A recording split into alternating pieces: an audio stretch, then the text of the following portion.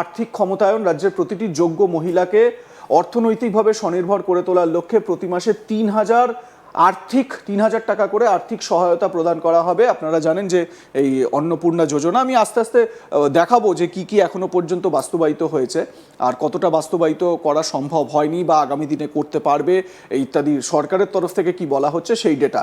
75 লক্ষ মহিলাকে লাখপতি দিদি হিসেবে গড়ে তোলার জন্য প্রশিক্ষণ, দক্ষতা উন্নয়ন, স্বনিযুক্তি এবং আর্থিক সহায়তার মাধ্যমে একটি সমন্বিত কর্মসূচি বাস্তবায়ন করা হবে। আপনারা জানেন যে প্রধানমন্ত্রীর যে লাখপতি দিদি কর্মসূচি, সেই কর্মসূচির আওতায় বাংলার মহিলাদের আনার ব্যবস্থা করার কথা বলা হয়েছে। রাজ্যের প্রতিটি মহকুমায় একটি করে মহিলা থানা প্রতিষ্ঠা।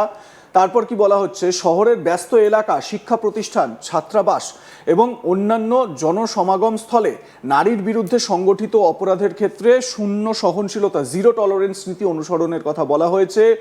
রাজ্য রিজার্ভ পুলিশ বাহিনীতে স্বাধীনতা সংগ্রামী মাতঙ্গিনী হাজরা এবং আদিবাসী বীরাঙ্গনা রানী শিরোমণির নামে দুটি সর্বমহিলা ব্যাটালিয়ন গঠন করা হবে। আচ্ছা, উচ্চ মাধ্যমিক স্তরের ছাত্রীদের জন্য আত্মরক্ষামূলক প্রশিক্ষণ, নারীদের প্রতি সংঘটিত তার নির্যাতনের ঘটনায় ন্যায় বিচার নিশ্চিত হয়নি সেগুলোকে সুনিশ্চিত করা হবে। স্বাস্থ্য ও পুষ্টি ক্ষেত্রে দেখুন কি বলা হচ্ছে, যে প্রত্যেকটি আর্থিকভাবে অনগ্রসর পরিবারের গর্ভবতী মহিলাদের জন্য 21,000 টাকা করে আর্থিক সহায়তার পাশাপাশি 6টি পুষ্টি কিট প্রদান করা, এটা সংকল্পপত্রে ছিল। তারপর 40 বছরের কম বয়সী সমস্ত কিশোরী ও মহিলার জন্য HPV টিকাকরণ বিনামূল্যে প্রদান, যেটা অলরেডি শুরু হয়ে গিয়েছে। আপনারা দেখতে পাচ্ছেন মুখ্যমন্ত্রী বিভিন্ন সময় বলছেনও যে 40 বছরের মধ্যে যারা রয়েছে, 40 বছরের কম যারা, তারা অবশ্যই যেন এটা নিয়ে নেন। HPV টিকাকরণ বিনামূল্যে প্রদান করার কথা বলা হচ্ছে। আচ্ছা, 40 বছরের ঊর্ধ্বে আর্থিকভাবে দুর্বল ও প্রান্তিক শ্রেণীর মহিলাদের জন্য স্তন ক্যান্সার শনাক্তকরণ পরীক্ষা সম্পূর্ণ বিনামূল্যে পরিচালনা করা হবে। বাল্যবিবাহ রোধে কঠোর প্রশাসনিক নজরদারি, সামাজিক সচেতনতা এবং আইনানুগ ব্যবস্থা জোরদার করা হবে। শিক্ষা ও কর্মসংস্থান, স্নাতক স্তরে ভর্তি হওয়া প্রত্যেক যোগ্য ছাত্রীকে উচ্চশিক্ষায় উৎসাহিত করতে 50,000 টাকা এককালীন আর্থিক সহায়তা প্রদান করা হবে। রাজ্য পরিচালিত সমস্ত বাস পরিষেবায় মহিলাদের জন্য বিনামূল্যে যাতায়াতের জন্য যে মানে ফ্রি বাস রাইড, সেটার ঘোষণা করা হয়েছিল সংকল্পপত্রে, সেটা আপনারা দেখছেন।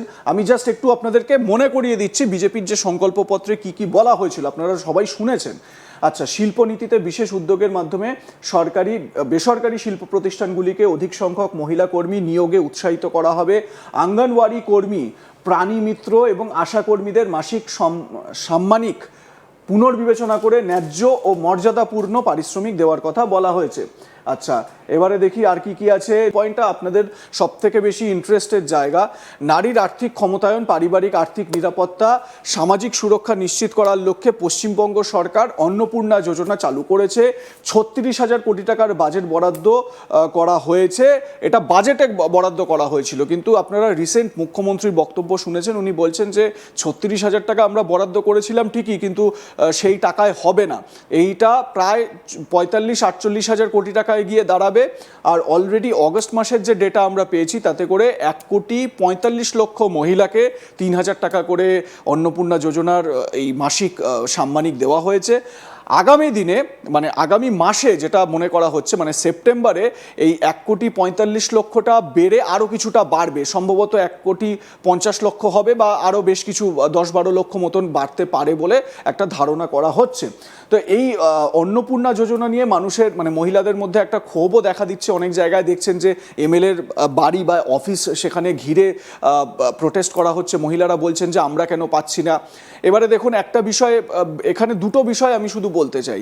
যে ব্যক্তি বা যে পরিবার ধরুন আর্থিকভাবে সচ্ছল, যে পরিবারটি বছরে 8 লাখ বা 10 লাখ টাকা মতো রোজগার করে নিতে পারে, নিদেন পক্ষে 5 লাখ টাকা পর্যন্ত রোজগার করে নিতে পারে, সেই পরিবারটির সম্ভবত এই 3,000 টাকার জন্য মুখাপেক্ষী হয়ে থাকতে হবে না।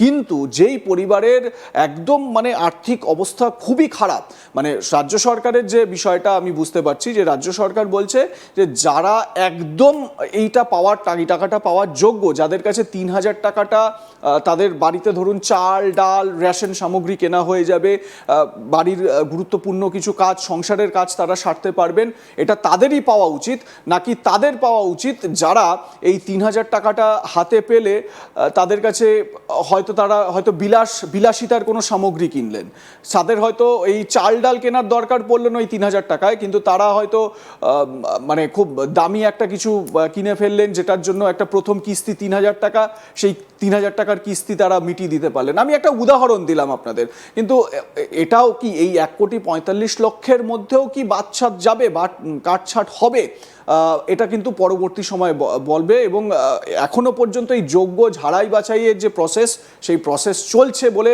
আমরা জানতে পারছি, সিএমও বলেছেন। তো মোটামুটি একটা আইডিয়া আপনাদের সামনে আমরা তুলে ধরার চেষ্টা করলাম। 129 एकड़ भूमि शुभेंदु जी ने दे दिया। आज सुबह